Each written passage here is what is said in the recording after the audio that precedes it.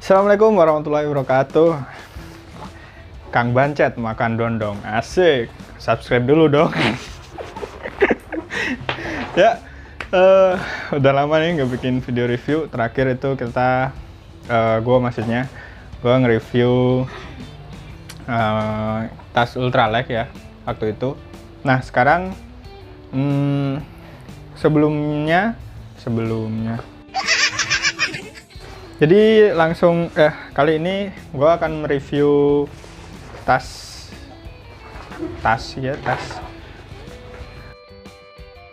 Kali ini gue akan mereview tas dari Kelty Indonesia, yaitu Kelty Zip 48.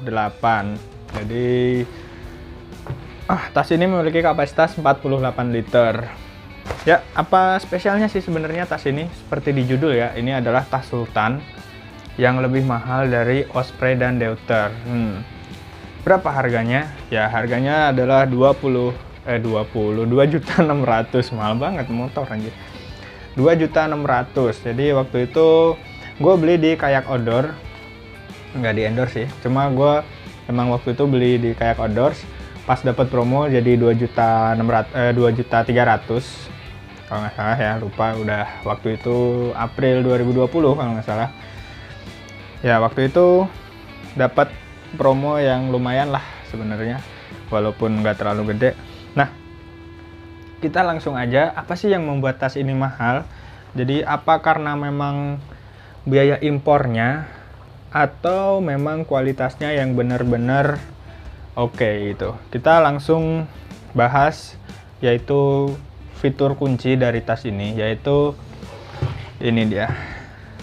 Namanya adalah Nada Tech Suspension. Jadi nada itu dalam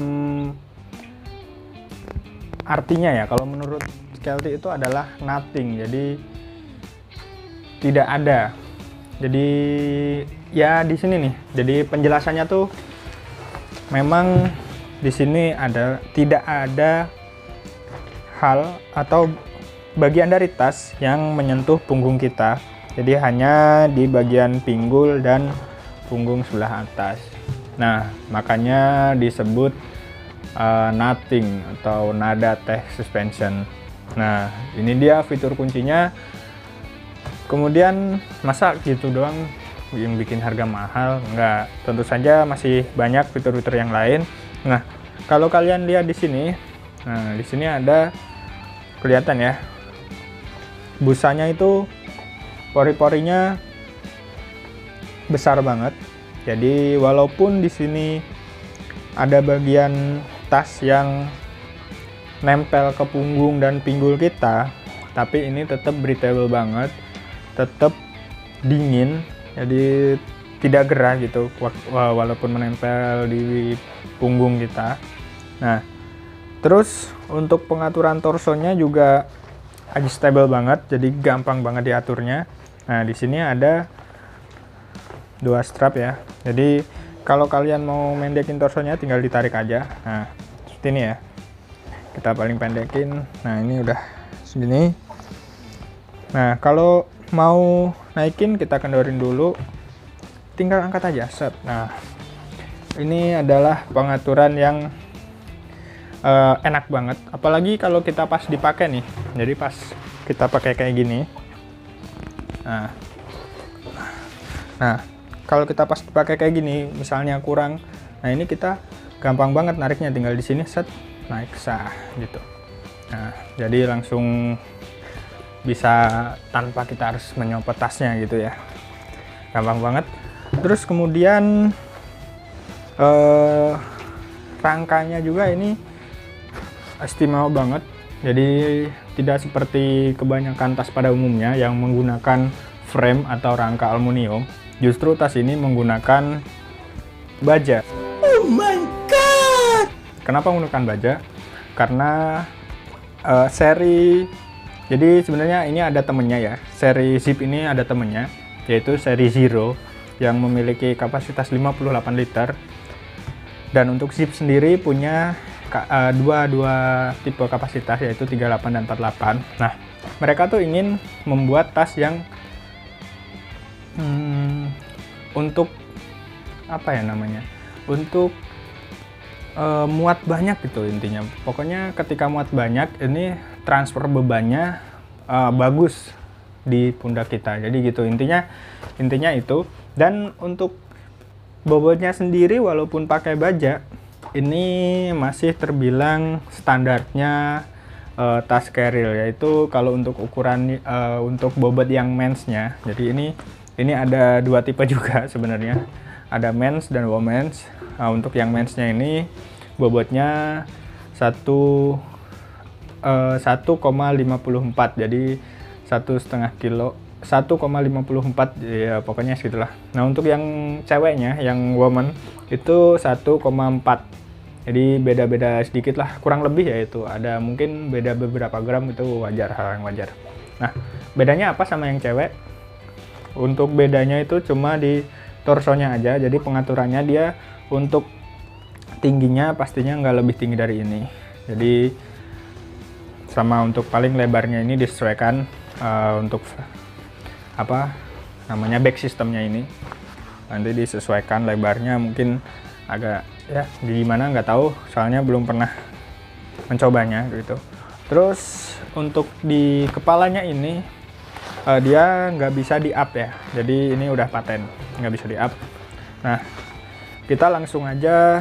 Oh ya, bahannya kalau untuk bahannya sendiri, KLT ini bukan kayak tas-tas kayak seperti biasa gitu ya, menggunakan satu bahan langsung kayak gitu, enggak. Jadi dia punya teknik sendiri, jadi dari dua bahan dilebur jadi satu.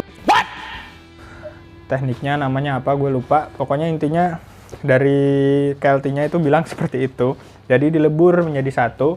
Nah, jadi tasnya itu udah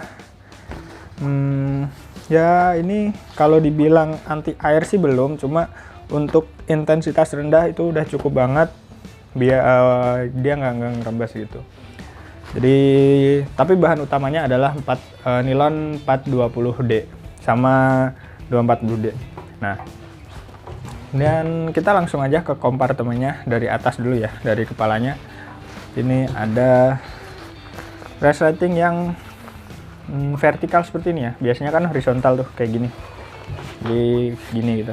Nah, ini vertikal seperti ini, dan dalamnya cukup lebar, muatlah untuk mungkin rain cover atau peralatan elektronik kita, headlamp, lampu tenda atau raincoat kayak gitu, masih muat lah, masih lumayan lebar. Nah, kemudian ada kompartemen utamanya itu di sini. Nah, untuk kapasitas 48 liter sebenarnya, untuk kalau misalnya dibandingin dengan lokalnya ya, ini setara dengan 65 literan kayaknya ya versi lokalnya. Ini soalnya lumayan gede, jadi bagusnya lagi ini tuh gampang banget ditutup dan dibukanya. Jadi ditutupnya ini ditarik dan ini ditarik ke sini. Nah, untuk membukanya tinggal bagian sini ditarik bareng. Nah, gampang sekali. Terus kita lihat dalamnya. Nah, di sini ada buckle. Nah, ini fungsinya untuk nyentelin, apa sih nyentelin ya, Bre? Pokoknya untuk menggantung water bladder. Kemudian tempat water bladdernya ada di dalam sini. Nah, susah banget sih. Pokoknya ada di sini. Nah, nanti selangnya bakal keluar di sini. Ya, kelihatan ya. Nah, terus selain dari kompartemen utama ini, jadi KLT mendesain juga kompartemennya dari samping seperti ini. Nah, kita buka langsung dia tembus. Jadi kalau kalian mau ngambil barang yang sifatnya urgent tapi ada di bagian bawah atau tengah, nah ini kan susah nih, banyak barang numpuk, kita kalau ngerogoh dari atas kemungkinan susah. Nah, makanya kita bisa disediain dari samping sebelah sini. Kemudian ya ini standar ke sebelah samping kanan kiri. Dan bahannya ini bahan mesh yang gampang sekali melar, lentur. Bahannya bagus, kuat tentunya. Dan di depan ini ada 2 kantung juga. Nah, ini bahannya sama kayak yang di samping, dan ini menurut saya fitur yang cukup bagus juga. Sekarang banyak diadopsi oleh tas ultralight yang kayak gini. Jadi di sini ada mesh yang fleksibel. Nah, kelihatannya kecil tapi ketika diisi dia bisa melar dan muat banyak barang. Jadi gitu. Ya, mungkin untuk sekedar makanan ringan, P3K atau raincoat juga bisa masuk. Lumayan. Nah, di bawah kosong, nggak ada. Terus bakal di sini seperti biasa ya, pada umumnya lah. Nah, udah nggak ada yang aneh lagi. Paling di sini ya ini buat naro selang minum kalian, water bladder, atau naro kacamata kayak gitu, standar lah. Nah, apakah dengan fitur seperti ini 2.600.000 itu wajar? Menurut saya sih wajar, karena memang sekelas Osprey pun untuk teknologi apanya ini namanya, ABEX sistemnya belum punya yang seperti ini. Bahkan saya bilang belum ada satupun produsen lain yang seperti ini. Kurang tahu sih untuk sekarang. Waktu saat pertama kali peluncuran memang belum ada. Nah, makanya harga segitu worth it. Dan untuk kualitasnya ini sudah teruji juga, karena udah gue pakai di 4 pendakian, yaitu Lawu, Gede, kemudian Perahu, dan Lembu di Purwakarta. Terus untuk kenyamanan saat dipakai, tentu nyaman banget ya. Gue ini review jujur sih, nyaman banget.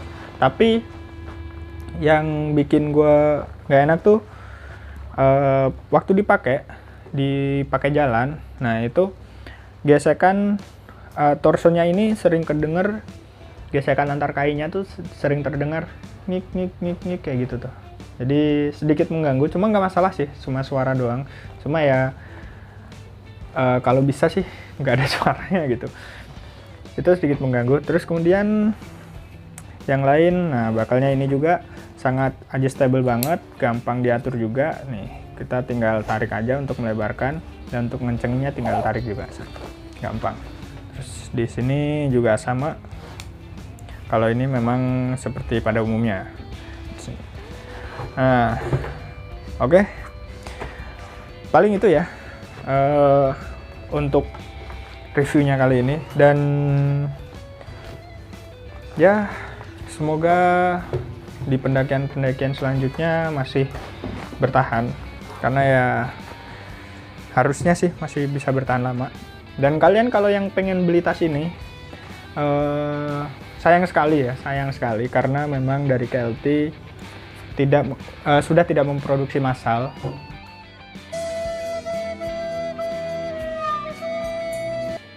Jadi mungkin kalian akan menemukan kalau di marketplace atau dimanapun, mungkin kalian akan menemukan yang harganya jauh di atas harga normalnya, yaitu sekitar 2.600.000-an. Nah, tadi gue cek ada yang ngejual 3 juta ya, karena memang udah langka. Jadi yang punya tas ini pasti menjaga baik-baik, dan pastinya kalau misalnya dijual juga dengan harga yang cukup mahal, karena ya itu tadi pokoknya spesial banget. Dari back sistemnya itu memang nggak ada duanya. Makanya kalian kalau yang pengen nyari tas ini harus benar-benar teliti, harus benar-benar hati-hati, jangan tertipu di marketplace gitu. Yang jual murah kayak gitu harus harus bukan seuzon ya, tapi harus memang benar-benar detail kitanya. Nah, untuk seri ini tadi udah gue jelasin, ada yang 38 dan 48-nya. Kemudian ada yang woman dan man-nya. Kemudian untuk warnanya juga ini gue milihnya yang apa ya, kaki ya, kayak gini. Warna kaki dark coklat tapi agak abu-abu kayak gitu. Apa ya menurut, kalau dari Kelty-nya nyebutnya tuh apa, lupa gua. Pokoknya rock gitu, pokoknya batu rock. Nah, terus ada yang kuning biru, ada yang biru. Pokoknya penyebutannya gue lupa, pokoknya gue ingat warnanya doang. Ada yang merah juga, perasaan gue. Nanti kalian cari sendiri aja lah, searching sendiri. Nah, paling itu aja yang bisa gue sampaikan. Kalau mungkin ada yang ketinggalan, kalian yang punya tas Kelty bisa tambahkan di kolom komentar. Tentunya jangan lupa share juga ke teman-teman kalian, siapa tahu mereka butuh referensi yang mau beli tas carrier.